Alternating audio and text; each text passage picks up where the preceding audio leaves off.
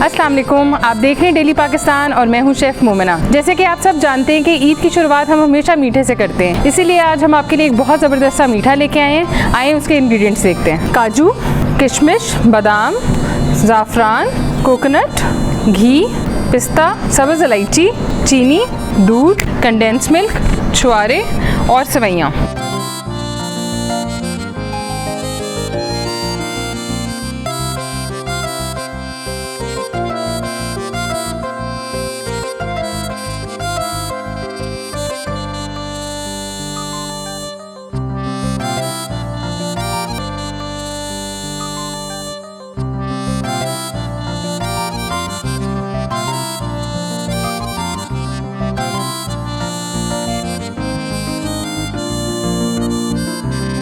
जब तक हमारे नट्स पक रहे हैं तब तक हम अपनी जो है सेवियों को भून लेंगे।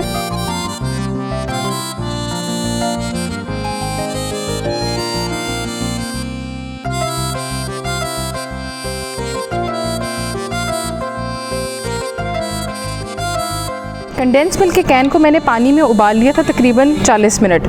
उसे होता ये है कि जितनी भी चीनी होती है उसमें वो कैरेमलाइज हो जाती है, तो आपका 70% काम उसी में हो जाता है, आपको ज़्यादा देर पकाना नहीं पड़ता। फिर ये देखें थोड़ी सी ये ब्राउन हो गई है, अब इनको हम अपने शीर खुरमा में डाल दें।